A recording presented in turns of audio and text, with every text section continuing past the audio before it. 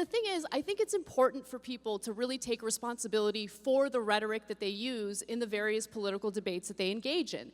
So while I don't believe that every single Trump supporter is a racist or a bigot, you got to understand that when you have the president referring to people who take part in a white nationalist march as very fine people, well, he's basically making excuses for individuals who are literally chanting things like, the Jews will not replace us.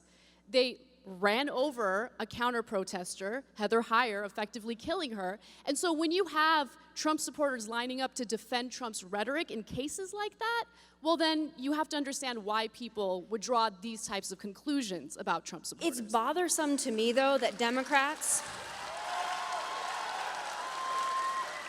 It's bothersome to me that Democrats do not call out Antifa, that they do not call out the numerous cases of conservatives being attacked.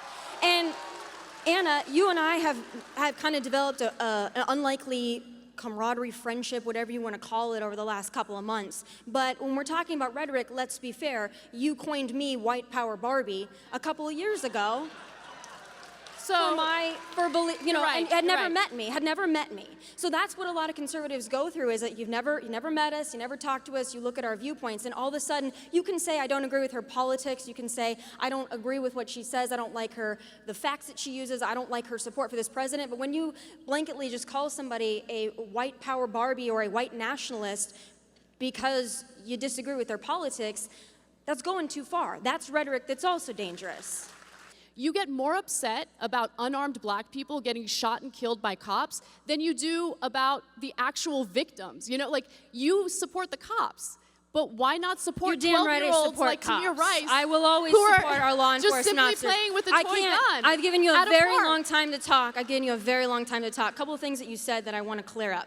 When I said I walked back my comments that were made, I never said we need guns so that we can defend ourselves against migrants coming across the border. I said we need guns because if you're refusing to protect and defend this nation with our borders, we as the American people have to have a means to protect ourselves, because the government is not going to do it for us. And yes, I believe in the Second Amendment. That's vigilante justice. That's vigilante justice. That is That's outlawed. not vigilante justice. That's the Second Amendment. Let's That's talk the a little Second bit. Amendment. You have mentioned that you want to defend the Second Amendment in part because you believe we should be able to defend ourselves against immigrants coming to the country. Against anything that threatens to harm us. Right. That's what the Second Amendment is for. Against our government. Let's talk about the immigration part of it. Against anything. Is there a extremism? specific Because that's a huge threat in America. Is there a specific anything? Anything.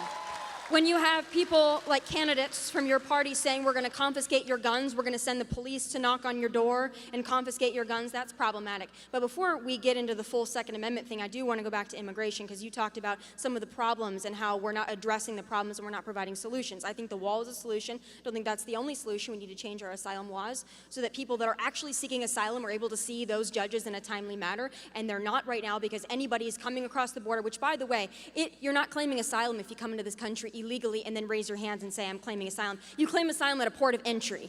That is not the case. So what do we do when Border Patrol agents are literally blocking ports of entry to prevent them from coming in legally? What do we do?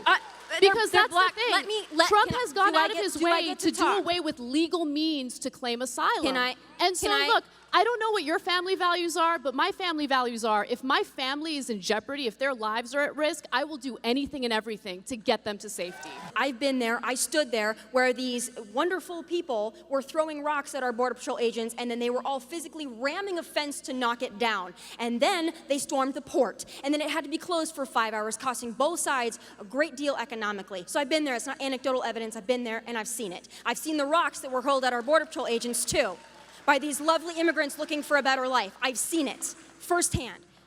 Also, if we're going to address problems in the country, we can address that, because there are a lot of problems in these countries. And Makalinin spent a lot of time in those countries, which is a reason why you're seeing the border crossings going down, because he did spend time in those nations. That was our outgoing secretary, did spend time there. You're also seeing Mexico, because of this president, cooperating and also saying, you're right, we need to put our troops on the border, we need to help you with your problem. That was also because President Trump decided to crack down. But when we're talking about crimes in these countries, how do you think these criminal organizations are largely funded? Beyond drugs, they're also funded by smuggling. So you're having immigrants who might be coming over here looking for a better life, paying a coyote or a smuggler thousands of dollars to come into the United States illegally. That is funding the criminal organizations that are ruining those countries. So if we're saying Smugglers what are you did is different from fine. cartels and gangs. So the cartels and gangs are the individuals that are carrying out acts of violence that's so brutal that these, and by the way, the mischaracterizations that you're guilty of right now is why people call you racist. I'm just telling Why? you. Because right? I was there? Yeah, because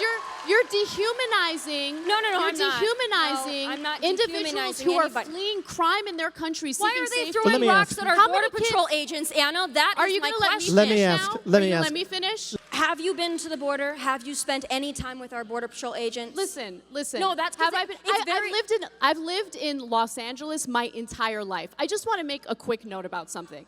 For all the fear mongering that happens about immigrants and they're so dangerous and they're criminals and we need to look out, you're from South Dakota, which has a relatively small immigrant population. And you made a decision to move to Los Angeles where 35% of the population consists of immigrants. Do you feel unsafe? Do you? I feel Do you unsafe. feel I unsafe? feel unsafe with Because the border. I grew up with these individuals, and these individuals have actually improved my life. They've given me a worldview that I wish you had. I wish you had, because they enrich this country in ways that I think I wanna we ask don't you give a them enough question. credit for. I wanna ask you a and question. to blow them off as I'm not- dangerous criminals constantly I'm not blowing is not them the way all to off, do it, Anna. What I'm saying right? is there's a difference between And- an immigrant and an illegal immigrant, number one. Are you able to rebut the argument that the tax cuts that were passed by President Trump and the was- Republican Senate and House were effective in improving the lives of the middle class? It was a tax cut for 80% of Americans, so yes. And I know that that's something the Democrats don't like to talk But about. tax cuts help us. Tax cuts put people back. Let's be We've respectful, done really guys. well without booing so far, so let's not start when that people crap. boo a tax cut, it's amazing but to me. let You're me- welcome to pay more. But well, let me ask you about that. You're welcome because, to. Well, let me ask No about one's that. making you send that check. You can send it yourself. You can donate your entire income to the Listen, government. if you start heckling them, I'm gonna let them heckle you back. So don't heckle them.